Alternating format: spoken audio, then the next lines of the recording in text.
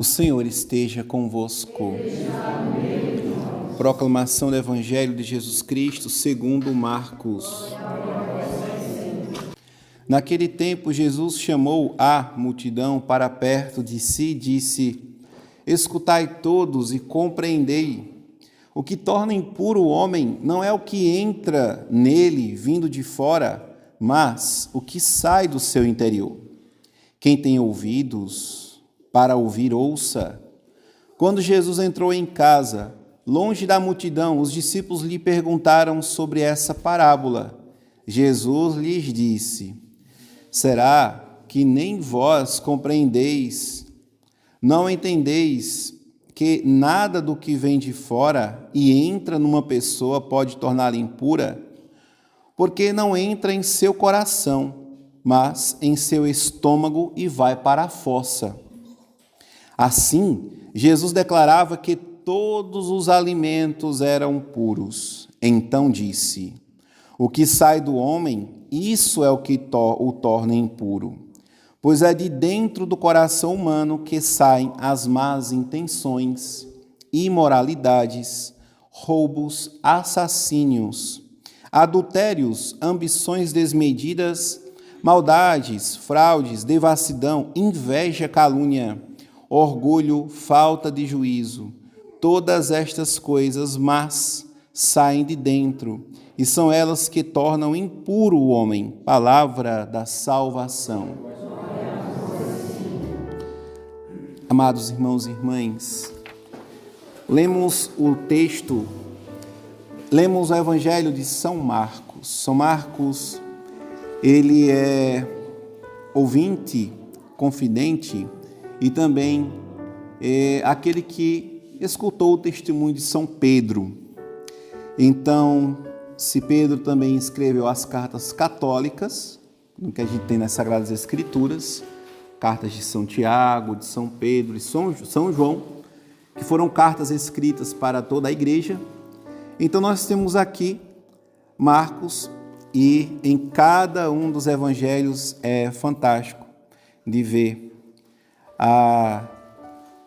as 4 formas de a gente conhecer nosso Senhor Jesus. Cada um dos evangelhos mostra este modo de conhecermos nosso Senhor. E Marcos coloca aquela preocupação que São Pedro depois vai ter lá na frente com São Paulo sobre a impureza dos alimentos. Marcos aqui já está em um momento já de maturidade. Sabemos que os evangelhos foram escritos numa sequência que o mais novo é o mais antigo, ou seja, quem escreveu o primeiro acaba sendo então o evangelho mais antigo a ser considerado. Logo, a sequência dos evangelhos a serem lidas, se formos observar, seria Marcos, Lucas, Mateus e João. Então, estamos no momento de uma igreja nascente e a vivência de Jesus no meio dos judeus era um pouco problemática por conta do farisaísmo, que era o movimento religioso da época, que muito bem sabemos que serviam mais ao Império Romano do que ao próprio decálogo que foi revelado por Moisés. E que Jesus está e Marcos relata por Pedro que Jesus observa esse estereótipo de uma religião sem uma preocupação com a caridade. Uma vida religiosa que entende-se como podemos aqui dizer, algo que é apenas institucional em relação a nós católicos. Se nós entendermos que nós somos uma instituição apenas e que existem várias igrejas cristãs e que nós somos uma denominação religiosa, então a gente está dizendo que é o mal do IBGE, né? Então a gente está dizendo que Cristo é cabeça da igreja que tem muitos corpos. E eu nunca vi um uma cabeça com vários corpos, não existe, né? Existe um corpo com vários membros. Então, este corpo da igreja só pode ser um, que é a Igreja Católica. Então, a gente vem aqui reconhecer que somos a igreja de nosso Senhor e que esse testemunho ele é fidedigno de Cristo e que os protestantes não podem negar que existe na igreja bispos. É tanto que muitos inventam esse nome dentro da igreja deles, que bispos, presbíteros, anciãos, tudo isso é uma linguagem que eles imitam, né? Que eles fazem para criar uma certa autoridade. Então, Jesus está aqui nesse momento com os fariseus e observa a sua hipocrisia, porque eles estão preocupados apenas com o exterior, o estereótipo de uma vida religiosa. E Jesus vai então reconhecer, claro, e quando a gente lê que o que torna o impuro o homem não é aquilo que entra, mas aquilo que sai, então quer dizer que muitos começam a viver uma vida, pegando este texto, este versículo, né? Se impuro é o que entra, não é o que entra, mas o que sai, então vou me enganar, colocar coisa para dentro de mim, porque não é impuro. Aí coloca coisas ilícitas dentro de si, né, que o torna fora de sua racionalidade, né? E nós sabemos muito bem o que vem a ser isto. Mas o que sai? Aí Jesus vai dizer, a única coisa impura que o que entra não é impuro, mas é o que sai, é realmente as fezes, ou seja, aquilo que vai para a fossa, né? Mas o que torna o homem impuro é aquilo que sai do seu coração.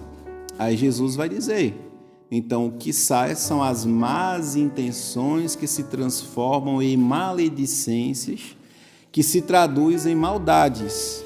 E essas maldades está aí os roubos, os assassínios, as imoralidades, adultério, ambição, fraude, devassidão, inveja, mentira, calúnia, e que nós precisamos ter um certo cuidado nessas questões. Porém, amados, nós ficamos muito como as mamães e os papais que educam seus filhos e a gente começa a dizê-los, olhe, não faça isso, viu? Que é feio, que é bonito. Muito bem, meu filho, muito bonito o que você fez. E os pais e mães começam a educar os filhos sem dizer a natureza do bem e do mal. E as crianças, elas percebem muito mais a feiura e a beleza das coisas do que a maldade e a bondade. Então, educar no sentido estético da coisa é feio, é bonito, é o que acontece com os fariseus. E Jesus está educando no sentido ético da coisa, é bom e é mal. E o que é bom? Nenhum alimento é mal, ou seja, para o cristão. Por conta do judaísmo, que tinha aquela coisa da impureza dos alimentos. De quadrúpedes, né, por exemplo, torna o homem impuro. Então não pode comer carne de porco, tem várias regras, né? E o pescador, por exemplo, ele ia pescar de madrugada e por ele mexer com o peixe que ele, ali na sua morte, ele está com sangue, e então até meio-dia o pescador está impuro e depois ele está puro, lá ele vai para a sinagoga para se purificar. De modo que Jesus escolhe propositalmente pescadores entre eles e doutores cobradores de impostos, no caso de Levi, futuro Mateus, justamente porque eram homens que eram considerados impuros pela manhã, mas à tarde, então eles podiam estar com os pecadores E à tarde eles podiam estar com os puros, que é esse povo aqui, fariseu, que Jesus está dizendo que, olha, vocês olham apenas o exterior, mas o interior de vocês está aí, cheio de imundícies, de más intenções, né? Então, nem podemos ser ingênuos de ingerir qualquer coisa que vá tirar a nossa razão, na justificativa de que estas coisas elas não tornam a gente impuro, porque nós bem sabemos que o resultado destas coisas, sem uma virtude, torna a pessoa escravo dos vícios, né?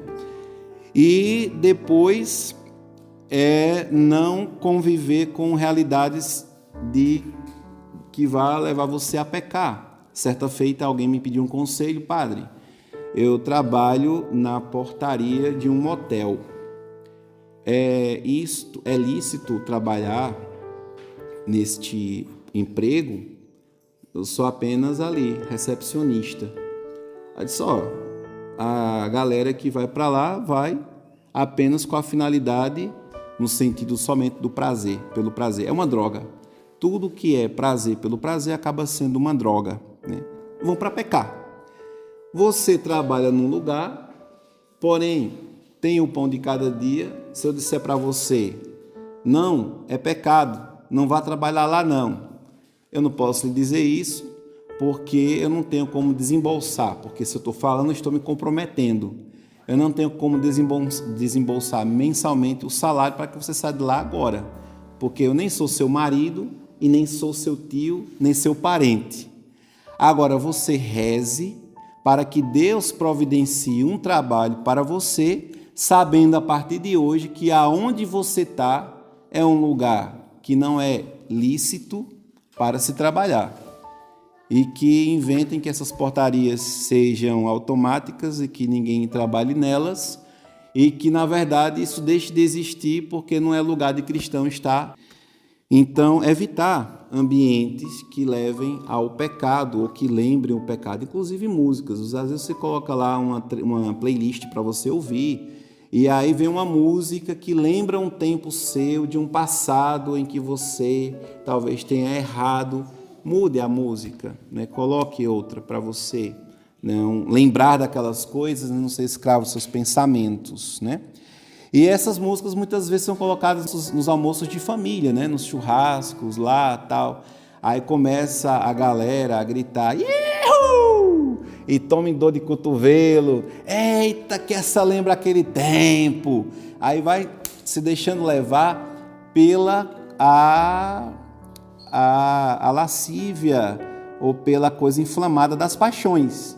E, ou seja, então acaba tornando o seu ambiente falando interior, coração, um lugar, digamos que profano, vamos dizer assim, né? E por fim, é importantíssimo nós não ficarmos presos, não transformarmos a religião em uma coisa estética para parecer. Não, eu sou cristão, e porque eu sou cristão, eu preciso ter a finalidade deste cristianismo, dessa vida cristã, da fé católica, que é amar a Deus. Então, amar a Deus, devolver o amor a Deus, que Ele nos amou tanto. E se o amor de Deus é infinito, e se eu não amo tanto quanto posso, eu não vou amar a Deus infinitamente, porque eu sou humano, mas eu posso amar a Deus tanto quanto eu posso amá-lo, acima de todas as coisas. E é sobre isto, amados, que Jesus nos coloca, e que nós possamos ser formados, né, e catequizados nesta fé ética mesmo, do bem e do mal, evitar o mal, fazer o bem, e não ficar nessa coisa infantil. Não faça isto que é feio, isto é bonito. Bonito e feio é uma categoria infantil. Bem e mal é uma categoria de adultos maduros que simplesmente evitam o mal por amor a Deus e fazem o bem, que é o próprio Deus. Glória ao Pai, ao Filho e ao Espírito Santo, como era no princípio, agora e sempre.